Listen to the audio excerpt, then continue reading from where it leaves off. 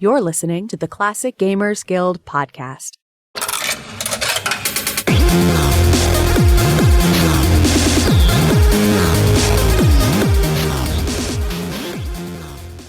Well, for as long as I've been doing this podcast, it has been one of my biggest goals to be able to welcome this week's guest. He is the grandfather of computer role-playing games, the grandfather of the modern MMO game, creator of the Ultima series and Origin systems. He's visited the Titanic, he's been to outer space, and of course he is one of my personal heroes. Welcome to the show, Lord British Richard Garriott.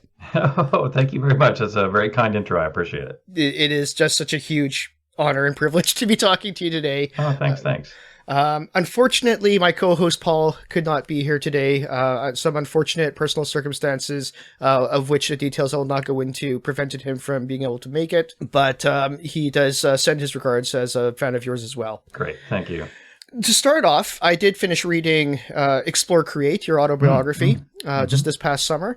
It is a great read. I absolutely recommend it to anyone who is a fan of yours. Anyone who's listening to this should definitely go out and read that book. And as such, we're not going to retread too much of what's covered in there. But a few questions did arise as I was reading it. Number one, do your dinner parties always come with the possibility of death or dismemberment? Funny way to phrase that. But well, it is interesting. I just had a dinner party the other day, and absolutely, one of my goals through my dinner parties is to turn it up a notch and make sure that there are activities to be had that are well outside their traditional. But as you have noted, they do often include hazards that you wouldn't normally expect at a dinner party. It's interesting. That reminds me of a story that's not in the book. But we were doing a political fundraiser in the last election cycle, and because of the candidate who was coming by, the Secret Service came through my house and saw all the crossbows and swords and wheel-lock pistols and rifles and things mounted all over the walls. And they walked in, they were like, well, most all this is going to have to come down. And so we literally had to, spend a few hours removing all of the weaponry from the walls of the main floor. Interestingly, the two things they left up were the wheel-lock pistol and the wheel-lock rifle. They were not only mounted up high enough they would be difficult to grab, but they figured correctly that those would also be a little bit hard to load and fire with any real sense of urgency. And so all the rest of the equipment that got piled in the master bedroom in a lump prior to our event. I love that it requires hours to take down all of the weapons from your home. Now, one game I really want to talk about, which I don't think was talked about very much at length in your book, is Ultima 7, because that is probably my single favorite game of all time. It is just... I started the series at Ultima 6, which was already just like such a huge and amazing game, and then just the jump from Ultima 6 to Ultima 7 was not even like a logical step up. It was just like leaps and bounds beyond. It was like really mind-blowing when I first turned on Ultima 7 and came to the first game screen and just saw like just how much of a step up it was. And there's a lot of people who share my opinion that it is the peak and pinnacle of computer role-playing games. When you consider the scope of the game at the time that it came out, there's really hasn't been very many games that can compare to the impact that Ultima 7 had.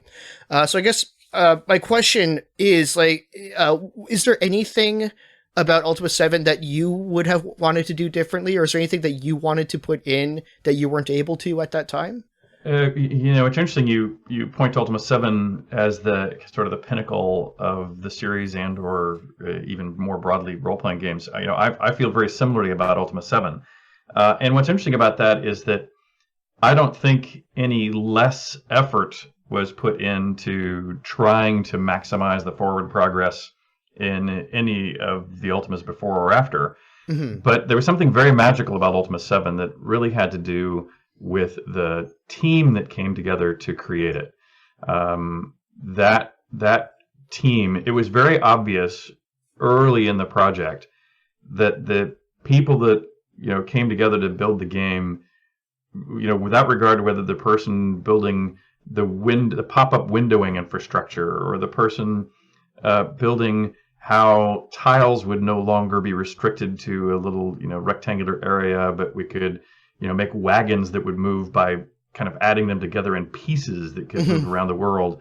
Every aspect of that game, the specialist who was in charge of kind of pushing that part of the game forward were so incredibly talented, and everyone was so devoted to it. I mean, it was the pinnacle of Origin as a lifestyle. We all came together with this, shared ideal to really make this amazing game. Everybody worked very hard at it.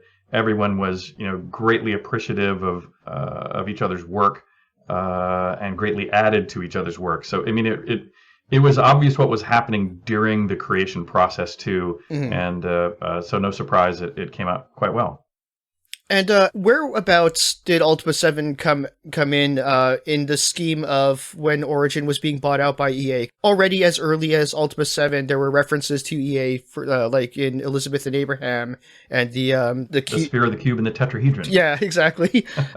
Well, so it's important to know the sort of the history of that.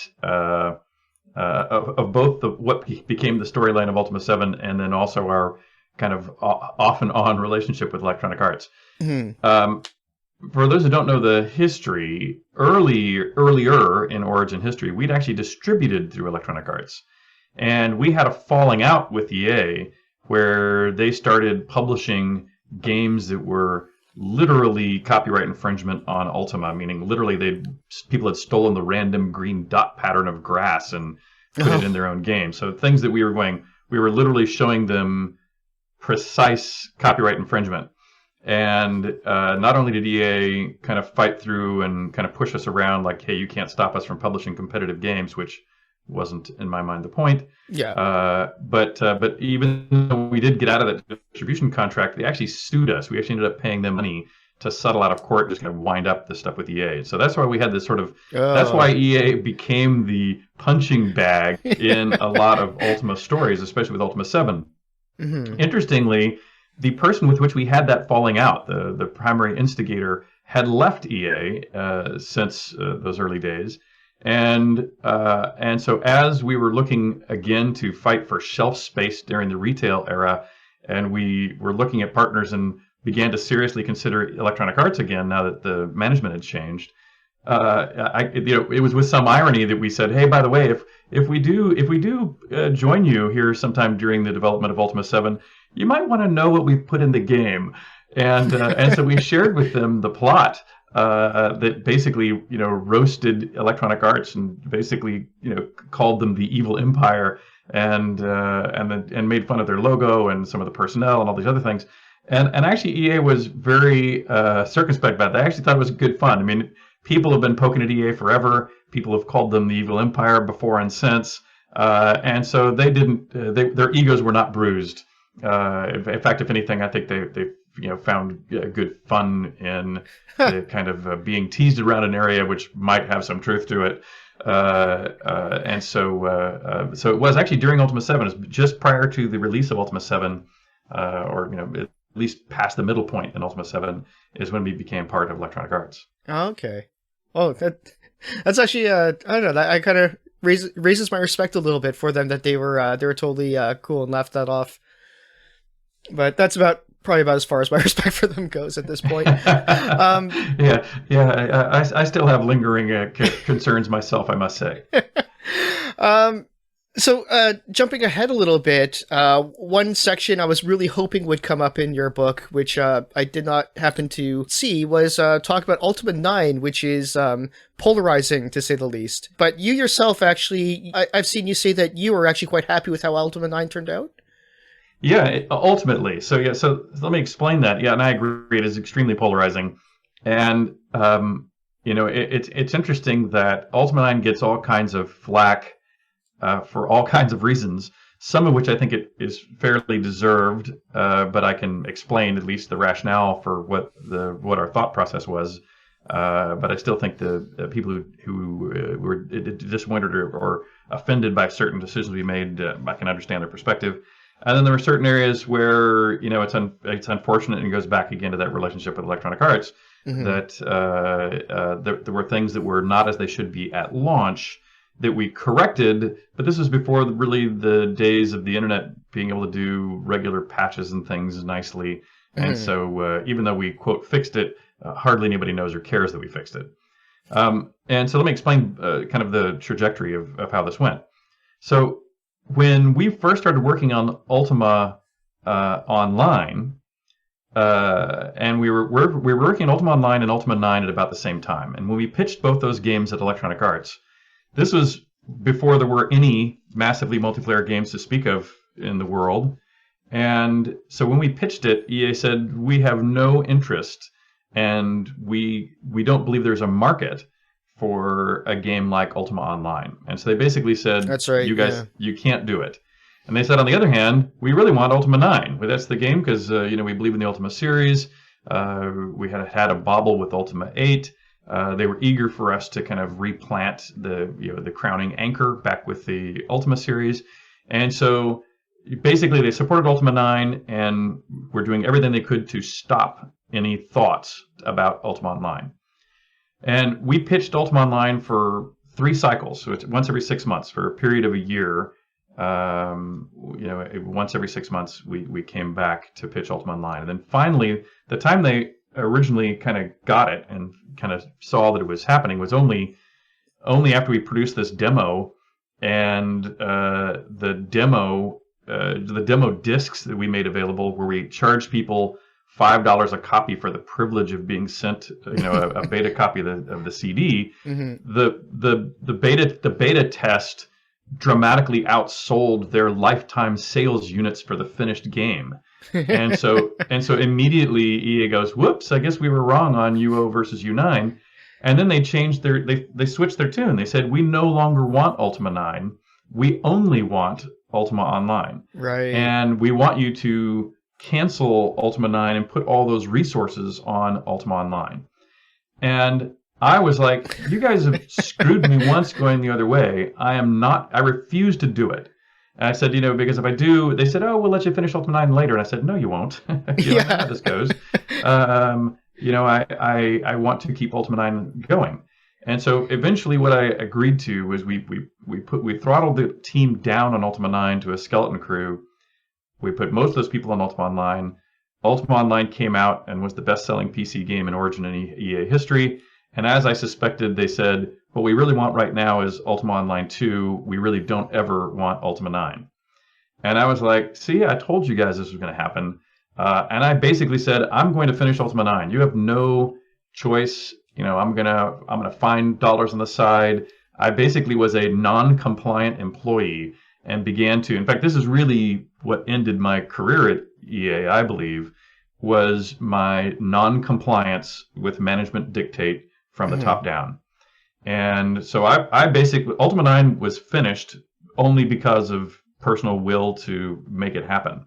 Right. That also therefore meant, though, that even to the degree I was able to put some staff on it and get it finished, people wanted me to be done with it and move on as soon as possible. And so we made a strategic error, which was to release it prior to certain aspects of kind of a fine-tuning and debugging. And so the critiques of Ultima 9, in my mind, fall into 2 areas, one of which I'll take the blame for, and one of which I'll try to pass the buck over to mismanagement from our parent company. The ones that I can take the blame for, which I get made fun of by, there's a guy named Spoonie that loves to rip on Ultima 9. Absolutely. And the classic phrase that he likes to rip on is, when the Avatar is talking to somebody and says, you should go find a paladin, and the Avatar goes, "What's a paladin? What's a paladin?" That's the classic. But the reason there are things like that exist was because we had good evidence to show that recent Ultima players were not the same people as older Ultima players. Right. And so there were a lot of very new people coming into the game, and so we had actually, consciously gone out and tried to make sure that if you had not been an Ultima player before, because it had been, the number of years since Ultima 7, the last really great one, was 5 or 6 years. And so we assumed and believed we really needed to write this thing that introduced people to role-playing games more carefully. Mm-hmm. However, it in fact does sound pretty silly when the avatars up there saying like, what's a paladin? What And is the so Codex of Ultimate Wisdom? Yeah. Yeah. And so I would sit there and go like, okay, that's a fair cop. That was my decision. To be made fun of that is fair and reasonable. But on the flip side of that, there were certain aspects of kind of smoothness of the user interface or clean quality connections between plot threads. All those things that we normally do in that last 10 or 20% of the time, which is really what makes a game great, is that last 10 or 20% of the time. And we shortcut that a lot. And that was really just because of the pressure we were getting to ship it, move on, or kill it. And so I was, every day in that last 20%, I was sort of just fighting to keep the project alive. And unfortunately, it shipped with some real problems. And of course, as soon as you have a bazillion playtesters, you see the problems really easily, and you can fix the problems really easily. But they've already had that taste in their mouth of it didn't go well. Mm-hmm. And so those things we did fix. Ultimately, I think it's I think it's a great game. But you need to play on the fixed version, and you need to forgive its what's a paladin. So if they had allowed you, would you have continued the series beyond? Like, would there have been an Ultima 10? Oh, unquestionably. No, in fact, I have the design documents for Ultima 10. Oh, wow. And so unquestionably, we would have continued both online and offline, and maybe some hybrids. I mean, it's hard to say exactly how it would evolve from an online and offline standpoint, but unquestionably, we would have continued it. So how would Ultima 9 have ended if you were given like the carte blanche, like if you were allowed to do whatever you wanted? Because you probably would not have ended with killing the Avatar, I'm going to guess. Well, interestingly, I might have sent that Avatar off to Valhalla, so to speak, metaphorically. Oh, okay. But I'm not sure what I would have done physically with the world. We actually had multiple endings to Ultima 9, and the one we selected was based upon the reality that we faced, for the future of the line. But you'll recognize this, even though you only came in starting with Ultima 6. Ultimas 1, 2, and 3 really were, and a Calibath before that, they really were just me learning how to program. How to program in BASIC, how to program in assembly, how to, I had 3D dungeons, 2D outdoors, spaceships flying around, time travels through gates. It was basically anything I thought was cool in movies or books that I was exposed to, all tried to be crammed into one experience, kind of hodgepodge. And it wasn't until Ultima 4 that I began to create my own world. But again, with Ultima 4, and Ultima 4, I think, is the first great Ultima. Yes, absolutely. I'm very familiar with the Ultima series. I just I just didn't get around to playing it until Ultima 6, but I'm very familiar with the story of 4 and 5. But when you think of Ultima 5, when I wrote Ultima 4, I wasn't thinking about an Ultima 5. And so with each Ultima, I started to go, oh, I guess I'm going to do another one. How did I end the story before, and how can I build upon it? And if you look at the earliest ones, they are completely unrelated. Ultima 1 is placed in my D&D world of Caesarea. Ultima 2 takes place on Earth to make time travel relevant. Ultima 3 sort of goes back to Caesarea, but not exactly. It goes to some other new place. And only with Ultima 4 do I invent my entire world from scratch with Britannia. And so with 5 and 6, I sort of look back to decide, where can I start now? And it was only starting with Ultima 7 that I said, hey, you know what? These might go on for a while. They seem to have lasted. Let me at least bring some main characters in that other than Lord British, who go forward in time. I already had the companions at that point and a few of the town leaders that were friends and family generally. But I was beginning to think more long term. Starting with 7. So would you have just kept making more and more Ultima games until the end? Is there any point, do you have any idea of when the series might have stopped on your terms? No. I mean, if you look at, you look at other games that have come into existence since, and most of them are still going on to this day. So, yep, absolutely. I think that's one of the greatest disappointments is that EA, not only did EA basically kill it, but EA won't let it restart.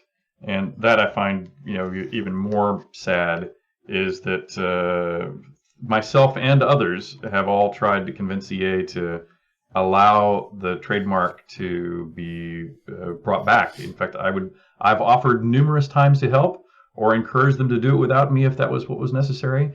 But they will neither let it go nor work on it. Right. It appears. But you did get an opportunity to make Shroud of the Avatar. Well, the way I would describe it is, I describe it as a spiritual successor to Ultima. Yes. And what I mean by that is that, while a lot of specifics about the individual story of Ultima I couldn't bring forward. Lord British is my own trademark.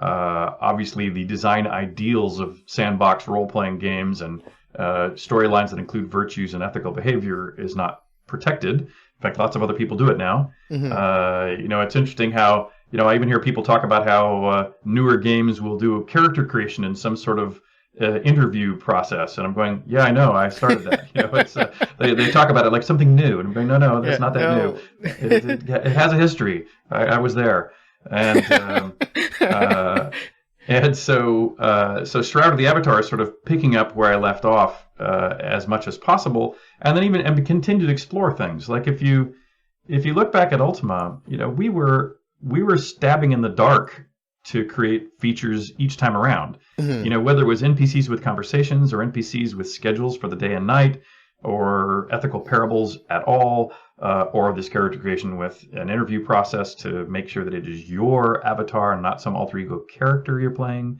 All those things were just kind of stabs in the dark. And the same thing was true with Shroud of the Avatar, where, one of the things I believe is that it's always fun to play with other people, but it's a story is much easier told in a single player setting. Mm-hmm. And so we tried to create a set of tools that would allow you to do both of these things. And Shroud of the Avatar, as each Ultima I've done, we push forward on a number of fronts, some of which turn out great, and some of which turn out to be completely useless. Right. A completely useless example that you probably have heard on the Ultima Online front was the virtual ecology. Ecology, yes. Yeah, which still I see other game makers occasionally broadcasting their intent to do, and I almost always wave my hands, in the air and go like, "Beware, there be dragons here. There be dragons." You ought to at least get a debrief before you go dive down that path. Mm-hmm. Because there are plenty of things we've done that have stuck around, and there are innumerable things we've done that most people don't remember, or if they do, not well, that have been removed and replaced with newer features going forward. And so what's the fate of Shroud of the Avatar now? I believe that it was... I believe the assets have been sold off. Well, the team now is still operating it and continuing to build it, and will hopefully provide value back to investors and such. But it had the structure, the kind of corporate structure that was over Portalarium, since it's really a one product company. We just collapsed the corporate structure, but the team members remain the same. The work remains the same. Episode 2 is now in development. Hopefully it will continue to at least remain stable, and hopefully grow and thrive as it moves forward to the future. What's not likely to happen is to see a Portalarium that would publish 10 other products. Right. And so but Shroud of the Avatar is has a solid and stable community, and hopefully will continue to grow. Is there any push being made to address concerns from Kickstarter backers? Depends what you mean, what concerns you might be referring to. I am actually not sure of this because I was not involved in Kickstarter, but just one of the recurring questions when I asked the community what they would like to hear from you, a lot of them brought up unfulfilled Kickstarter perks. Okay. Yeah, so what's interesting about this is that, when you do a Kickstarter, you do the Kickstarter before a product exists at all. Mm-hmm. And so you're sitting here saying, okay, this is what we think is going to happen. But we make it very clear at the very beginning that, by the way, no plan survives contact with the enemy. And by the way, that's true in the military, and it's true in software development. And so you have to think on your feet and make changes. Like, for example, one of the things that we wanted to provide people was that if you were a Duke level backer, of which there's maybe 200 out of the tens of thousands, so for these 200 people, we wanted to give them a custom face within the game. However, as it turns out, the technology as it evolved made that not plausible. And so instead, we gave them other digital assets that we thought had that same monetary value. And so we swap out things which we think are of comparable or hopefully better value to the players when we find one of those earliest things is not manageable. And we've done it since the beginning, by the way. It's not a new thing or an old thing. But inevitably, some people will come up there and like, no, I really want the original thing. Where you're like, well, read the fine print. It says these can all be changed out and swapped out because when we start a Kickstarter, you don't have a game. And so it's impossible to know exactly what will be possible and won't be possible. And so, yes, we have modified numerous, plans with the reality of what was done. And there are still some people who, would, grumble that they want it the original way. But no, we've told people, in all those Kickstarter promises, we've already told people that, there's, by the way, 85-90% of them were fulfilled exactly as planned, but something like 10 or 15% of them had to be swapped out for something else. Right. So are you still involved with Shroud of the Avatar then? Like, are you still working on that? Absolutely. So, so what's interesting is it's very easy for people to either overestimate or underestimate my involvement on all games. Right. Let's go back to Ultima 7, which was a phenomenally great game. If you try to pick on almost any feature and say, who is the person who's responsible for that being great, my name would not be on the list. It would be, where did the story come from? And it was people like Warren Spector and the team that the story team and his guidance of that made it so wonderful. If you thought about combat, it'd be 2 or 3 of the programmers that work together in that whole system. If it'd be, et cetera. You could go point by point, and there's somebody else that you really should give credit for. Or Ultima Online, it's really Starlong who deserves the credit for Ultima Online. As much as, I've been there present during all of these, and I get to be the shepherd that describes the goalposts, where I sit back and say, look, here's what we're trying to do. We're trying to create a game, like let's say if it's Ultima Online, we want to create a game that, not only is this, you and your avatar, we want to make sure there's a sense of the virtues, but it's going to be complicated to do storytelling, so we still have to figure out a way to bring that stuff forward. And we did try the virtual ecology, and so I would sort of lay out, here's the goalposts, here's what we're shooting for. But then the games that turn out the best, the individual contributors that build those systems go way beyond what even I had suggested. They just know where it fits in. I just get to kind of describe how the pieces fit together. And so yes, in the case of Shroud of the Avatar, the way I work with Shroud of the Avatar is as a player and critic, and to adjust the priorities of the future goalposts. And so, but what's interesting is that the team often will ignore me or overrule me or deprioritize things along the way. And so I play the game. I put the ideas that I believe we should be focusing on into our bug tracking system, which is not only tracking just bugs, but also bigger, ideals. And then the team breaks that down to parts and pieces they think are workable. And so, for example, I'll mention, kind of how that works. Like there's a guy named Brandon Cotton, who does a lot of the crafting and other skill interconnections, both how you train up your skills and how world objects react to your engagement with them. And so he knows that system obviously far better than I do. He wrote the whole thing. He also knows exactly what he had in mind when he put it together. And so when I come in and I go, I really think, we need to have whiskey that can be aged, because that way you can come back to it in 5 years, and that whiskey really will have been 5-year-old whiskey in real Earth time. And even though the whiskey isn't any different, I think it'll be cool to open a keg of it. And he'll go, okay, yeah, I get that. But by the way, that is unlike any other system we put in it. And so I can't give it priority right now. And by the way, it is in the game now finally, but it took like 4 years to get that in the game. And that's because he has to be on top of how and when that becomes a priority. And the same thing's true where, like, one of the ones I harp on these days is cannibalism. I am a pro-cannibalism game design guy. And but the rest of the team is not. And they could actually put it in any day of the week they wanted to. And I've occasionally got them to agree to do it. But they're all a bit unsettled by it. They actually, their general opinion is that in the case of Ultima Online, as much fun as people had with it, that people mostly use it for trolling behavior. And it actually tended to push people out of the game that you really wanted and needed in. And so we still have this debate all the time. But if I ever need to win one, I can always pull out a, quote, metaphoric silver bullet and just force it through. But otherwise, I put these goals up. We debate them as a team. The individual responsible for each system gets to have a fundamental authority, and we move forward. But yes, I'm still involved. I also want to take the time now just to say on the record that for what I believe and hope to be the right reasons, I'm a big fan of your inclusion of the child abuse in very many of your games.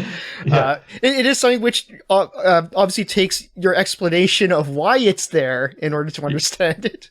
Yes, exactly. Which I'd be happy to give here too, just in case any of your listeners. Absolutely, go for it. Yeah. I think you deserve the chance to defend yourself on this one. To explain. Let me help. Wait. Let me explain. Why is there cannibalism? Why are there these homages to killing children? So the story with that one, which is I actually think a really important story, it goes back to Ultima 4. And, when I was doing Ultima 4, and I had already decided upon the 8 virtues, honesty, compassion, valor, justice, sacrifice, honor, spirituality, and humility. The next problem is how do you make quests that show off those or engage you in a debate about each of those? Mm-hmm. And some of those you can at least imagine pretty easily. Like if it's courage, well, if I take on a monster that's tougher than me, it's courage. But if I run away from a monster that's much tougher than me, maybe that's not fear. Maybe that's actually just being smart. Mm-hmm. You know what I mean? So how to structure an interaction around the 8 virtues, first of all, is hard. The second part that I took with me as I was designing scenes in Ultima 4 was that after you've done a number of tests, as long as test, that's almost as good as it actually being a test. Because if you think the game is going to judge you on it, it means you will think about it and act accordingly, even if I've not managed to code something behind it that will actually dock your points in these virtue areas. Mm-hmm. And a lot of the tests in the game actually were that. They were just things that looked like it would be a test. And so, for example, in the final dungeon, I did things like one room that you went into had a party that looked just like yours. One mage, one fighter, one tinker, one shepherd, one everything else. And that's what you would have with you when you came in the room. And so I thought, it'll look like it's a doppelganger of you, because the graphics were just little simple stick figures. Yeah. And so I thought, it's not really a test. I knew it would make you wonder if it's a test. And so I was like, okay, put it in. And one that I put in was this room very close to the end of the game where there were some cages in the corners, little prison cells. And in the center of the room was a switch. And if you threw the switch, the cages would open. And what was in those cages were the icons for children. And all children look the same in the game. There's not even you can't tell boy children from girl children or anything else. They're just a child. But in this case, those children were monsters. They actually would be set to attack you. And they had attributes of monsters. But they came from all 4 corners of the room, so they would pretty quickly surround you. And when you're surrounded and being attacked, your natural inclination will be to fight back. And I thought, well, this will be an interesting quandary, because the avatar who's trying to make sure they are on truly their best behavior will probably feel that they might be docked for murdering the children. When in fact, in my mind's eye, they're either vampires or zombies, or pick your own metaphor. The game wasn't even sophisticated enough at that time to tell you what they were. They were just monsters. And as far as I cared, kill them. They're monsters. But I knew that you would at least pause, and so I put it in the game. And a few weeks prior to the game being published, one of our QA staffers was playing through the game, saw that room, and wrote a letter to my brother Robert, basically complaining that he refused to work for a company that so clearly supported child abuse. And my brother came to me with this letter saying, Richard, what in the hell have you put in your game? And I'm like, actually, I have no idea. I'm curious what he's talking about. And so we go and interview the QA person. He tells us this is the room. And my brother says, Richard, you have to take this out of the game. And I'm like going, you've got to be kidding me. This letter tells me this was a great moment in this game. The fact that I have provoked a deep emotional reaction is so hard to do in a game, and that I'm proud that I've done it. And by the way, he's wrong. They're monsters. You can kill them. He said, but they do look like children, so if you don't want to kill them, you can charm them and they'll walk away. You can put them to sleep and then you can walk away. You can put down your sword and hit them with your fist until they take 50% damage, and then they will run away. Or you can don't throw the switch, just walk out of the room. And I said, there's plenty of ways past it if you're at all concerned, and I'm actually pleased that you are concerned, but I won't take it out of the room, out of the game. And the argument eventually went from my brother. He got my dad to try to get me to take it out. They got my mom to try to make me take it out. They were our board members and investors. My mom was our art director. And I basically was alone saying, guys, I refuse to take it out. And they were like, we're not going to publish it. And I said, well, you can not publish it if you want, because I'm not taking it out. And so eventually I won that another argument. It came out and no one ever complained about it. So, I mean, no one even noticed it as far as I know. But I still was very proud that it went in. But because of that debate, because it was such a deep family argument, I have put the homage to killing children in every game I've done since. And so, including Shroud of the Avatar, there's a room in Shroud of the Avatar where you're going down in a dungeon that is largely an illusion, and that's your first clue that you can just do this. It's okay. But deep in the dungeon, you find a man that is being tortured, then a woman that is being tortured, then a child that is being tortured, and then you find a cage where there's the man and the woman and the child. If you've rescued them, they have ended up in this cage. And as you go to pull the lever to try to let them out of this final scene, they are crushed by a person crusher. And so you are therefore, again, sort of responsible for their death. And even though this entire dungeon is an illusion, so it literally is not real. Right. There was enough concern by the team that people would still complain about it, that the team put a back door in. So there's actually a way you can pass that room with great effort to where you don't squish the illusionary man, woman, and child. But again, it's an illusion. Squish them. Yeah. In one exception, though, there was, you mentioned a moment in Tabula Rasa where somebody went over your head and refused to include such a scene. Yes, that was Susan Cath, whose name should live in infamy, just like Pearl Harbor. What was it? What was the moment that you had in mind? What did you have planned? Boy, let's see what exactly it was. To be honest, I don't even remember what the moment was. But I think that as you've noted, Susan did not implement it as designed. So I can't actually tell you with great authority what part of it made it and what part of it did not at this stage. But yes, I did have one non-compliant team member who just like for Shroud of the Avatar, they felt they had to provide a backdoor just in case there's some soft-hearted people against holographic projections. But yes, Susan was refused to implement as designed. We'll just dip into the mailbag here. Sure. We have, this is going to be in two parts, because one is not really a question. It just comes from Tim Byrne from the Classic Gamers Guild Facebook page, who says, thanks for all the years of entertainment and joy your creations have brought. And to follow that up, Black Mage from the Ultimate Dragons asks, have you ever just sat and wondered exactly how many lives your games have impacted?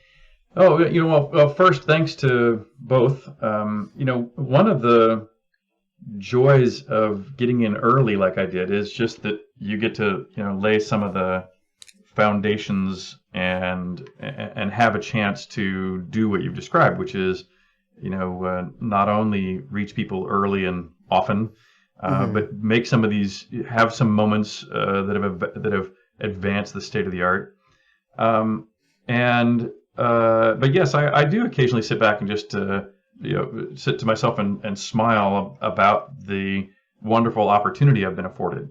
And what's interesting about that is that, of course, I think I work hard and I think I'm a pretty smart guy, but I know there are plenty of other people who work harder and plenty of other people that are smarter. I had the third pillar, which was I was just really lucky to be born at just the right place and time. And so, as much as fun as it might be to reflect on, the fact that I have had the opportunity to affect the industry and people in the way that I have, I also recognize that, boy, was I really lucky to be able to be in that position. We have one from Greg Frantz of the Classic Gamers Guild Facebook group who asks, I want to hear the story of how you hired Chris Roberts. Heard it a few ways, but not from you. Yeah, so that was actually kind of funny. Chris and I are both folks that kind of go back to the very earliest days of personal computing. In his case, while I'm an American that happened to be born to American parents while they were in England, and thus I carry a British passport, and the Lord British sort of makes some sense. Chris is sort of reversed. His parents are British, but he was born in the United States, but started his game development career back in England. And his early work was on some of these, even before, or at least similar time frame, but much cheaper and popular in Europe, were these like a Sinclair ZX81, these kind of almost laptop-sized, simple Z80 processor little computing devices. And so he had written 2 or 3 games on the Sinclair and released them over in England. And then his parents, who were living in Austin, Texas, he came to Texas to do some work on what he was going to be his next game. And in this case, it was going to be on the Apple II. And so he was living, unbeknownst to us, there in Austin, Texas. With Origin, as we started to grow in Austin, Texas, we're, of course, hiring all kinds of different people. We're hiring designers and programmers and artists at a high rate of speed. And the gentleman who had done all of the covers, in fact, did all the covers of all my games up through and including Shroud of the Avatar, starting with a Calibeth. The only cover he did not do was Ultima 2, published by Sierra. Every other cover of every one of my games, the art has been done by a gentleman by the name of Dennis Loubet, obviously one of my favorite artists in the industry. And so when Origin was growing in Austin, it was obvious that one of the key hires we should make to bring in-house was Dennis Loubet. And so we reached out to Dennis, offered him a full-time position in-house. He accepted and came and moved into the office. And by the way, all of these first generation of artists during this growth era of Origin were people who had never done art on a computer. These were all people we had to train to do art on a computer. And and so Dennis fit that bill too. We brought him in house, handed him a mouse and a keyboard, and we all started working and learning together. Well, it turns out that Dennis had, prior to us bringing him in house, he had been doing the artwork as kind of work for hire for Chris Roberts for his new small little game here in Austin. And so we basically stole his artist and shut down his game. And so, he called Dennis and say, like, hey, Dennis, what's happening? You're not doing my art anymore. I said, yeah, no, I took this job with Origin. So Chris is like, who's Origin? Who are these jerks that stole you away? And so Chris came over to see Origin. We also therefore got to see his the game that he was working on. I think this was Times of Lore. And but we said, well, hey, if you still want access to Dennis and all these other artists, why don't you just come bring your game in-house here at Origin? Because all of us who were authors with Origin at the time, myself included, were really freelancers. So, I paid for all of the development of what went into the Ultimas at that time. It's just that Origin had a stable of resources, artists and programmers, et cetera, that we could all pull from to do that work. And so that was obviously quite interesting from Chris's standpoint too. So immediately he joined us and began to produce his games at Origin. So actually, one part that I'm a little bit hazy on from your book in Explore Create was you did mention when you worked for Sierra. So what was it like working at Sierra, and what ended up? Why did you leave, or did you leave, or did they? I left, and yeah. So what's interesting about this early era of the gaming industry is how simultaneously wondrous this spectacle was, and also incredibly broken as a business it was. Mhm. And what I mean by that is, when I went to meet with my first publisher to sign a contract and start marketing at Calibeth, then Ultima, that was also the very same day by these same people was the day that I was introduced to hard drugs. Oh, The jeez. the early era of the computer game industry was rife with cocaine use, especially in California. And so when I would go to California, even to do a magazine interview, it was not at all uncommon. In fact, I would say it was almost universal, that the people doing the interview would be scratching out lines of cocaine on the tabletop of the table in the glass conference room that we were all sitting in the middle of the rest of the employees. And so no surprise, a lot of these early companies were both making tons of money, but also blowing, literally, Yeah. lots of money. And so my first publisher, California Pacific, was still selling my games and the other games extremely well, extremely strongly. The sales were going very well, and yet they suddenly were unable to pay the bills. And so they basically quit paying me. And so that's when I became a free agent. Looked around. It was Sierra that would agree to my outrageous demands of putting the game, instead of in a Ziploc bag, in a box for the first time. Ultima 2 is really the first game in a box in the computer gaming industry. That's They also right. agreed to the even more outrageous demand of a cloth map, which added dramatically to the cost of goods. And so I moved over to Sierra. Now, interestingly, Sierra was mercifully free of the hard drugs, at least as far as I knew. But drinks and smokes of various kinds were still rampant, and so it was common on work days to have the principals of the company bringing around cases of liquor where everybody kind of gets plastered, just lying around on the floor of the office, and so still it was a lifestyle of excess. And guess what? Even though Ultima 2 sold very well, there came a time halfway through its sales that they also quit paying me. And so therefore I became a free agent again. And in both of these times, I actually had called my brother Robert up, my older brother, who was getting 2 business degrees and 2 electrical engineering degrees. And I'd say, look, Robert, can you help me collect from these deadbeats? And he tried in both cases and failed in both cases. And after that second time, he's saying, Richard, you and I just ought to go into business together, because I promise you I'm a better businessman than they are. And I can also promise you that if we get money from the sales of your games, I will pay you. And I said, oh, well, that's a better deal than I've ever had before. So yeah, let's do it. So it was really my brother Robert that that was responsible for our beginning of Origin.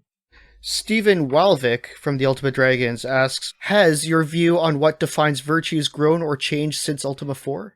That's an interesting question, because when I was developing the virtues, you may have heard me sort of describe the process I went through. But it's one of my proudest probably design contribution. It's definitely the one I worked the hardest on, and it came like this. It wasn't until we started Origin, which Origin's first product was Ultima 3. That's the first time I got fan mail. And fan mail then, to the degree I ever get it anymore, it still is this way. Now it's emails, but anyone writing in usually goes one paragraph or line of, hey, I liked your games. And then however much longer they're interested in writing is, let me tell you what you did wrong and how to do it better. And so everyone's a critic, and that's pretty much all you get as feedback. But it was interesting to see also in that feedback that I got starting with Ultima 3, what the side effects were of some of the design decisions that I had done. Like in the early Ultimas, you could sneak around behind the counters of shops and steal stuff, and then the guards would chase you out if you got caught. And most people thought of that as fun. I thought it was fun. But it turns out it became the lifestyle. I mean, instead of being a heroic character, I was training people literally to be thieves and brigands. And the greatest joy the players generally had was to kill off Lord British and all the townspeople, kill YOLO, kill the guards, kill all the characters I'd made, especially if they already won the game once. The way to go back and continue to have fun with it is to kill everybody.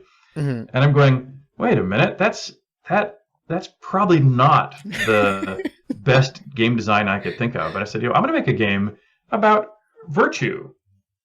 I said, okay, well, what does that mean? What am I going to write about specifically? And I went, well, okay, what are your sources?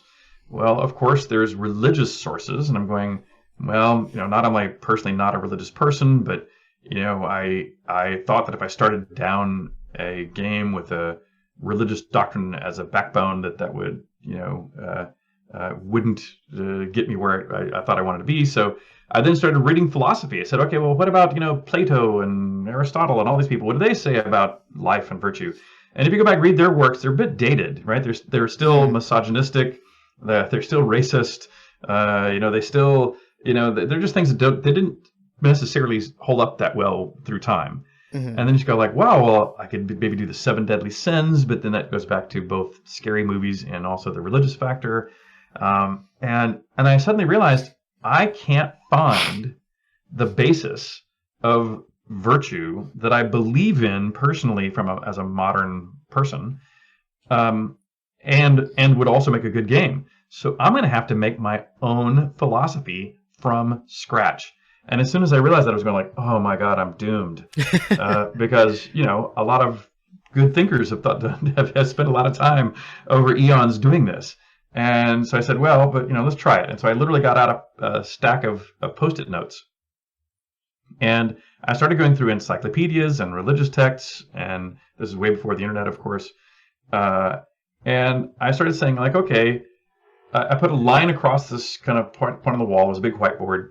And I said, if it's something that motivates you to do good deeds, like honesty, I'm going to put it above the line. And if it's something that motivates you to do bad things, like greed, I'm going to put it below the line. And I just began to put Post-it notes up, above and below this line. Good deeds, this motivates you to do good deeds, this motivates you to do bad deeds. And then I would stare at it and I'd go, oh, you know what? A lot of these are sort of related to each other. And I would kind of go, honesty and truth, those are kind of related to each other, and dishonesty and falsehoods, those are kind of the opposite. So I began to organize left and right on the same board, not only up and down, but left and right, into little puddles of things that were related to each other. And eventually, after spending literally months adding to and staring at this wall, I had this epiphany, and I saw that almost everything I could see above the line had aspects of truth and love and courage in it, or a mixture of them, or maybe had one but not the other. And similarly, the things below the line were the ones that were more in absence of those same 3 principles. And then I began to notice I could combine them in these 8 ways that became the 8 virtues. and so as I was kind of sorting this out and kind of coming to this realization that I think I actually may have found in this random pile, not the truth with a capital T, truthiness, but something that was at least a good way to talk about them and describe motivations. That was true, that felt actual. And then it was about that same time that I was watching some movies that I'm a big fan of. So I'm a huge fan of The Wizard of Oz.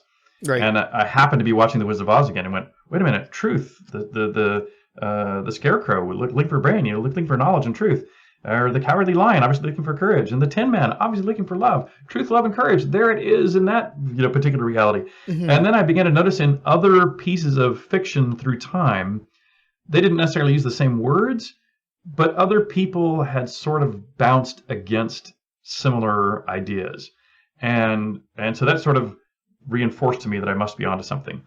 And so I know the first question is have I ever reconsidered and done others? Well, I am pretty darn happy with Truth, Love, and Courage. Yeah. And as I have explored looking for others, I actually constantly come back to Truth, Love, and Courage. And I think that if I were to try to make up another one to compete with it or just be different from it, it would be inferior. I have never created or been able to think of a foundation that is more solid than Truth, Love, and Courage. Did you come up with, not saying this is superior, in fact by definition it was vastly inferior, but did you come up with the triad of inner strength from the Fellowship? Absolutely, yes. And so unity, trust, and worthiness. So yes, I did come up with that one as well. But I specifically came up with it for the gaming purpose of, could it both be described as a positive but be utilized as a controlling negative? And so, unity is, we're all, come join our family. By being unified within our community, we can all lift each other up, and the sum of the parts is greater than the whole. The whole is greater than the sum of the parts. And as people, we rise together. So that's the unity is a good thing. But it could also be spun as, you're either with us or you're against us, which means if you're on the inside, you're our best friend. But if we can't convince you to join us, then you're the enemy, and you should be fought and resisted. And then trust, where we said, look, if you want to join our community, you have to prove that you're trustworthy. So we want you to tell us everything you do. We want to examine your life deeply. And so, the good news is we want you to be trustworthy, but we also just want you to trust us. We know what's better for you. Please just trust us, because we've already proven that we're trustworthy. So just trust us. If we tell you to go do something that might sound objectionable, just trust us. Don't question it. Yeah. Don't question it. Just do it. And then worthiness, to saying, you should be worthy of your deity / idealism. And so you want to uplift it. You want to work for the cause. You want to be worthy you want to be a worthy member of the community. You want to contribute to the community, because we want every member of our community to be a good contributor to the community. But what that also means, though, is, if we tell you to go, knock off a bad guy or something we perceive as a bad guy, and then, come back to us, then that's how you prove yourself worthy, is by doing what we tell you to do. And so, anyway, you see how those are can be seen as communal positives, but can also be used as a way to control people. And being a person who believes that a lot of, in my mind, organized religions, or especially the cult-like religions, have a lot of these attributes built in. And so, I was also being inspired by things I saw in practical reality around us. Which brings me to a question from Aaron Bowie of the Ultimate Dragons, where he asks, at what point did you decide that the Guardian would be the Avatar's evil half? Like, was that something that you thought from the beginning, or is that something that sort of came about along the way? I don't remember if we had it literally from the get-go. I think the original idea for the Guardian really was just to have a bad guy that would live on through 3 games. And that was, so during Ultima 7, that may have been the only, or at least the foundational idea, was just that it was somebody. When I sat down and created the Guardian, I wanted the Guardian, unlike previous bad guys in my games and most others to this day, instead of just sitting around waiting for you at the final level to come be powerful enough to kill them, I wanted the Guardian to be active. I wanted the Guardian to, if you managed to convince a thief that was working for the Guardian to turn over a new leaf and be a good guy and tell you what the Guardian's up to, I wanted the Guardian to go then murder that person. To both show you that the Guardian is really a bad guy, and also to make you worried about what you do, because you just got somebody killed by trying to do the right thing. And so giving the Guardian the chance to survive through multiple games, and the chance to be an active nemesis was kind of the seed of the Guardian. Somewhere near the end of Ultima 7, or it might have been in Ultima 8, we then expanded that to go, we were beginning to think about, well, how's this going to end? And we'd already been doing these stories regularly where, Lord British, the character, is, I tried to make sure that whenever bad things needed to happen, that he was captured, or, his mind was somehow off his game, to make sure that Lord British was always a good guy, because I'm a good guy, But we thought we wanted to, we knew we would similarly like to, make it a really big deal to get rid of him, that the way to get rid of him couldn't just be by hitting him over the head with a club, metaphorically. It had to be something much deeper than that. And that's when we thought of this entanglement. So going back, I just thought of this now. You mentioned how the players have this strange tendency to all try to kill Lord British throughout your games. Yeah. Which is actually kind of one of my favorite memories of the games, because it was like sort of one of my fondest memories of playing games with my brother. During Ultima 6, we obviously came across the fact that, number one, Lord British was unkillable, and number two, he had the touch of death. Any single strike from him can kill anyone, including the Avatar. So we actually came up with a bit of a game within the game where we would antagonize Lord British to rile him up, and then see how long we could last before he would kill us. So it became sort of like a survival horror game where we would just try to see how many moves we can get before being killed by Lord British. First by antagonizing you, then like throwing our party members in between us, so you would take time to kill them, and hopefully we can get to a place of safety. And that's actually how we discovered how to kill Lord British in Ultima 6, because at one point we just decided, okay, well, we're going to antagonize him with this glass sword while he's sleeping. And it turns out that was actually like the one state in which Lord British turns out to be somewhat vulnerable and able to be killed by a glass sword. Yeah, well, in fact, let me even explain that. So, what's fascinating is, again, going back to Ultima 3, that was sort of the time that I realized that everybody was killing me and all the NPCs. And so I'm going like, oh, that won't do. And so, starting with Ultima 4, in fact, it might have even been in Ultima 3. Oh, it's so hard to remember now. I said, okay, I'm going to make Lord British immortal. But my first attempt at making Lord British immortal failed. And the reason why that one failed is if you attacked Lord British, he would take no damage, and then he would come and slowly kill you. And that part of it worked just fine. But what I had failed to do was think about the fact that if you antagonized Lord British in his castle, you could run out to the moat in the castle, and behind the castle was a ship. And so if you jumped on that ship and then moved one square away into the middle of the moat, Lord British couldn't get to you to kill you. And so first of all, you could sit there and survive. But the second thing you could do is shoot the ship's cannons at Lord British. And it turns out that I went through a different damage routine, that I didn't check what the character was you were shooting at. In fact, it didn't even do damage. When you shot a ship's cannons, it was a completely different algorithm. It just basically said 50-50 chance whatever you shot at is dead. Doesn't matter what it is, tall, small, doesn't matter. 50-50 chance is dead. So when you get on the ship, shoot at Lord British, do it 2 or 3 times, Lord British is dead. And so everybody figured that one out. I'm going like, oh, here I thought that I had, fixed this one.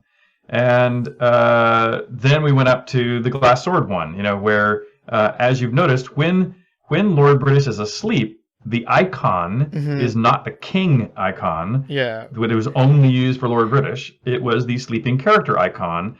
And that was what was tested during the damage routine. And so if you used anything other than the glass sword, it wouldn't work, because it would wake him up. If you couldn't kill him in one shot, he would wake up, and then he'd be back to being the king icon again, and so no damage could be taken. And so it was just a loophole, that fell in. And as it turns out, there were loopholes starting with 3, 4, 5, 6, and finally with 7. I believe we actually plugged all the unknown loopholes, but instead the team put in a way to do it on purpose. Yeah. And that was big fun too, because my big thing to the team, and there's stories around this principle also, but my big thing to the team was, if you put Easter eggs in the game, that's all great. We all love Easter eggs, but you have to at least tell me what they are, so that I can make sure we don't do something that I don't want to be embarrassed by or have something unknown in the game. And so in this case, when the team said, okay, we want to put in a way, we're pretty sure you can't kill Lord British by any, unforeseen ways, but we're going to add one of our own. And the one they put in was the metal plaque. Because just before that, there had been something happen for real in our office, where one night I was leaving and the woman I was dating was leaving the office building, and we came down to the front door, and the front doors, these glass doors that are normally held shut by electromagnets and a metal plate at the top corner of the door, where the electromagnets are holding that plate, and that plate is screwed to the glass door. And so that's what prevents somebody from outside coming in without having a code. As we approached the door, both of us noticed the door was slightly ajar. And so instead of pressing the exit button, my girlfriend just walked through the door. And when I get under the door, I just instinctually reach over and press the red button that says this for exit. And it turns out the reason the door was ajar is because the screw had come loose. And so the metal plate is still sitting there up on that magnet. And so when I'm standing under it and press the button to release the electromagnet, this large metal plate comes down from 12 to 15 feet up, hits me square in the top of the head, busts my skin open, and got 17 staples in my head, knocks me flat on the ground in a big pool of blood. My girlfriend runs back into the, screaming back into the office going, Richard's been hurt. People come out to find me in this pool of blood in the entryway of the building. No big deal other than 17 stitches. But that was what they put in the game. So they decided that in Lord British's castle, there's plaques over all the doorways that say throne room, food storage, whatever else it might be. And one of those in particular, if you wait till Lord British is walking exactly under it and double click on the plaque will fall down, hit Lord British on the head, and kill him. Which I found completely accidentally. I just happened to want to read that sign at the moment that you were standing under it. That just shows you, there's always a way. And but in this case, I actually think they even put some, Lord British was not married to this point, since Lord British is really me, so he's always kind of paralleled my real life existence. But in this particular case, they put some documents in Lord British's possession about him, having an affair with the housekeeper or something at the castle or something. That's really, right. Something of that nature. I can't remember exactly, but the team was just having fun, poking fun at me. But the one, by the way, this one you may not know, which is again in Ultima 7. One of the QA folks came to me and said, "Hey, Richard, I was scanning the map for some reason, and I found a treasure room in a mountain that you probably ought to come see." And we went over to see it on this QA person's desk, and sure enough, somebody had created a room with every object needed to finish the game. And and so this was a thing such that if any real player had found this, it would mean that they could finish the game without ever doing any of the plot. And so this was exactly the kind of thing that I had told the team, you do not do this without telling me, because we have to be the final arbiters as to which one of those, those Easter eggs we leave in. And so we were going, okay, some designer has gone off the radar and put something in that we did not agree to. And so very quietly we said, okay, nobody tell anybody. Let's bring in a programmer. We got the programmer and said, there's probably a teleporter somewhere on the world map that sends you into this room. Please go find it. And we went and found it, and sure enough, it was an area, and we knew this guy named John, whose area this was, whose responsibility was to build out this area. So we can go, okay, John has made himself his own Easter egg. Let's change it. And so we actually made a new backdoor to go to that treasure room. So the treasure room actually stayed in the game. We made a much more hidden treasure way to get there that I don't think anybody ever discovered. And we made John's teleporter teleport you to a new place. And that new place was a small room where you would be standing before Lord British. Lord British would go, "How dare you cheat? You are thieving scumbag. You've been found guilty of treason, and you're found. The punishment will be now, and that punishment is death." And then we had these fireballs and these other things kind of unleashed this cataclysm on whoever the player was that would stand there. So that was our sort of retribution against John. and we then left in our own backdoor just in case it would ever be useful to have the room with all the answers in it. So just a couple more questions for you. Sure. One comes from our Patreon supporter Bruce Bernizzi, who asks, how did the Avatar go from being this, basically a role-playing game avatar, which is completely at the design of the player, into becoming a single character like the blonde hero who he becomes in the later games? Well, so the answer would be it completely depends upon the level of technology and ability to showcase things. For example, if you think about Ultima 4, so in fact, I'll even go back before that. In Akalabeth, Ultima 1, Ultima 2, and even Ultima 3, your character is literally a single stick figure. It doesn't matter if you're male or female, it is the same stick figure. And and because of that, I could then ask the question, do you think of yourself as a male or as a female or other? And so like in Ultima 3, 2 and 3, I think you could pick, you want to be a male, a female, or other. And the answer to that question made absolutely no difference whatsoever in the game.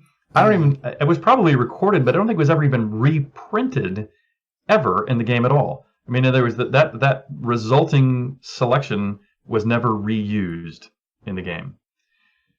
Then when we get up to Ultima 4, where I'm really wanting this, because I was doing a game about virtue, and I was going to judge you, the player, based upon whether you did good deeds or bad deeds. If you lie and cheat and steal, it's your fault.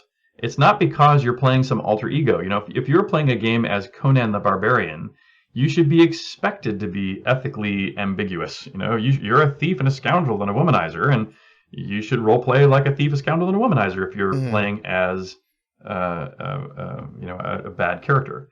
And so I didn't want you to be playing your evil wizard counter alt. This has to be you, the player from Earth, who somehow finds their way into my world. And that's why we do the personality profile. That's why we do the moon gates that take you there. And so even if you might change your form physically in some way, this is your avatar, your manifestation in our world. But then we ran into the problem of, Ultima 4 has some cover art, and it is reasonable in cover art to expect to see the hero. And even though all good marketers would say, I want to see the front of that adventurer, that would immediately, in my mind, run contrary to this is you. Mm-hmm. And even though I had a fictional MacGuffin to say, by the way, you will transform physically when you become the avatar, but it is your soul, your spirit is in that avatar. But I still said, I ought to make that avatar as nondescript as possible. And so that's why on Ultima 4 you see the avatar facing into the scene, and they have long hair. Blonde is arbitrary. But the fact that we had this long-haired adventurer facing away from you into the scene was so that you could use your imagination to fill in that that's me to the best we could. But it was never our intention to say you are this specific muscular blonde-haired dude. It's just that we're taking advantage of the technology as it comes. So in those middle Ultimas, we still didn't have enough artwork to give you any real variety in your character. We were just barely out of the stick figure era. Well, now we have, of course, very deep avatars where you adjust your eyebrows and cheekbones, much less your hair color, hairstyle, gender quandaries, etc. And so, while I clearly understand that critique, and we were doing the best we could at each stage, and I find it interesting that sometimes I'm given credit for giving you the first non-binary gender abilities in some of the early Ultimas, and I'm going, really, I would I'm glad that it turned out to be important to people, but I have to tell you, it was not done because I was inspired to provide non-binary options. I just was doing what I thought was kind of fun and cute at the time. Now, by the way, as soon as I realized that it was meaningful to people, I then doubled down. But it was sort of an accidental discovery. Mm-hmm. I guess one last question, which I think very many people have been asking. I don't think I've ever really heard you answer this one. What are your favorite games? Oh wow! So my favorite games. Interestingly, I obviously play a lot of games still. Mm-hmm. But most games I play for only about an hour before I go, it's not for me, and put it away. And I'm sure that's true for a lot of us. But so if I went back and said, what are the games that I really loved? And in my mind, that means I loved it enough to continue playing it to completion if it was a solo player game, or for tens and tens of hours, hundreds of hours if it's a multiplayer game without a ending. Mm-hmm. My list would go like this: the first game I ever played to completion that I did not work on was Myst. And boy, do I, to this day, my memories of Myst are near to my heart. I enjoyed it deeply. Then, I know that was the first. The rest of these will be somewhat out of order. Mm-hmm. But I'm also a fan of the first Command and Conquer. The original Command and Conquer, I still think is likely, at least for me, is the best of these multiplayer real-time strategy games. Right. It may just be biased by my memory of, as I was learning to play it, so was everybody else I knew, and so we were constantly taking turns as to who had the superior strategy, and the strategies unfolded very diversely with how you would use specialized units. And over the sequels that have come out since, for the most part, it's just a speed race of who can build the fastest, and so it lost some of the magic that the earliest ones did. I was also a big fan of the first Battlefield. I think Battlefield 1942 was the first one. Mm-hmm. And again, seeing a game where you could really use multiple vehicles or on foot, was just exceptional. I just enjoyed the heck out of it. On the MMO front, I was a big player of World of Warcraft. I think it's a phenomenal game. And in fact, anything the Blizzard guys do, I think they are still the kings of balance. They do the challenge and reward cycle better than anyone. I'm often inspired by how well they do it, and I often think about how can I learn from that and try to incorporate it into my own future work. More contemporaneously, I'm opening now my iPhone, because I actually do tons of gaming on my iPhone, and I have a folder here that I've just opened that I call AAA games. So it sorts to the top here of my folder list. And the first game I ever played on a mobile device that I finally said mobile games are going to be a big future, and a big future that I want to be in as a player, was a game called Spider, and where you control this little spider trying to catch flies around in an old house. And a phenomenally good game, especially for its day, but still quite enjoyable. Probably my favorite game of all time still on mobile devices is Plants vs. Zombies. But I also loved the Kingdom Rush games, all of them. Still play those. A little game called The Creeps, which I'm a fan of. And then some real interesting, on kind of a little bit less expected ones. Like there's a game called A Dark Room, and it's a game again on the iPhone, but it is all text-based. It's the only purely text-based game that I really, really enjoy, that I've loved a lot. And then I was a big fan of the Monument Valley games, another series I really like. Hope they get a third one out soon. And another odd one that a lot of people may not have heard of is a game called Old Man, a kind of a interesting side-scroller storytelling game that I happen to really enjoy. But anyway, that's sort of my pantheon of games. And I'm still waiting to fall in love with a VR game. Right. I'm ordering the new. What's the new system that just came out from Oculus? Anyway, I'm ordering it for the family for Christmas, and the lightsaber dueling game I hear great things about, so I'm going to give that one a try. That's my next hope for Obi-Wan Kenobi, your only hope. But I'm hoping Star Wars can finally make VR compelling. One question for me on a personal level, I really must know this. Do you are you familiar with the Quest for Glory series? Yes, yeah, oh yeah. Are you a fan of those? Like, have you played through them?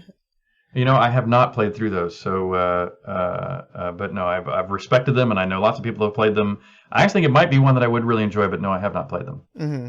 I think that's probably no coincidence that the Quest for Glory series and the Ultimate series are like my favorite, the all-time favorites, top of the list, because they do come across a lot of the same similar themes, very innovative for their time, each of them, and it's just wanted to see what your opinion on was then, because I believe I heard, if I'm not taking this out of context, I believe I heard that the Quest for Glory games were commissioned to be Sierra's answer to Ultima after you had left. Yep. Not to take anything away from Lori or Corey Cole, because that is absolutely their vision and the game that they wanted to make. Of course. But, and I've heard nothing but good things about them too. So there's it is interesting that you'll notice on all the lists of the games that I did mention on my list, there's very few role-playing games. Yeah. And so there's World of Warcraft, and I was also a big fan of Diablo, also from Blizzard, also a kind of a action RPG, but most others were not. And so interestingly, while I really enjoy creating virtual world role-playing games, maybe it's because I compare them immediately to what I'm doing myself.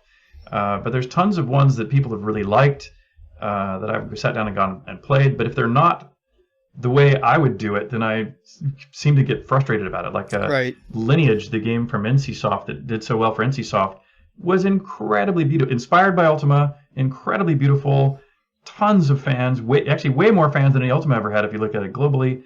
And yet when I sit down and play it and I walk over and I go, oh, look, there's a beautiful chest. Oh, look, it's just art. You can't interact with it. I'm like, screw this. I'm not going to play it. Right, yeah. Because it's wrong. Because the design is wrong. Because it's not the way I think it ought to be. And so, maybe that's the reason. I don't know why. But no, I like all kinds of games, but rarely games that are directly competitive. All right. Well, thank you very much again for taking the time to come pleasure. out. It's been an absolute joy for me. I think if I'm going to close out with anything, I just want to let you know that Ultima has been like one of the single biggest impacts on my life from a video game, or even from pretty much anything. I myself actually walked down the aisle at my wedding to Stones. Excellent. Fantastic. My best friend has had the Stones as his ringtone for years. I still have friends who still use it. Just me and my friends and so many people throughout my life have just been completely touched by your work. I just wanted to thank you very much. Well, thank you so much for saying it, and I'll pass that on to YOLO also.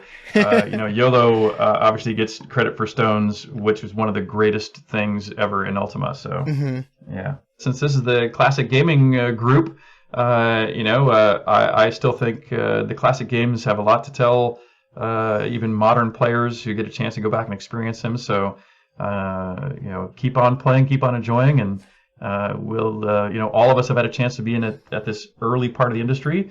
It'll be exciting to see where this takes us down through the next few decades. All right. Well, thank you very much. The honor is entirely mine, and thank you once again for joining us. Absolutely. My pleasure. And thank you all for joining us. As you may or may not know, the Classic Gamers Guild is on Facebook. We have a page, we have a group. Come join the community and chat classic games with us. You can follow us on Twitter at the CG Guild. You can follow us on Instagram at CGG Podcast. And we have an email if you would like to, if you have any questions or you'd like to interact with the hosts. The email address is mail@classicgamersguild.com. If you'd like to support the show, we have a Patreon as well. Just look up the Classic Gamers Guild. Once again, Paul could not join us today, so I will close this out by saying, don't do murders unless maybe you can find the way to murder Lord British, but I wouldn't really recommend that, but it's fun. See you next time.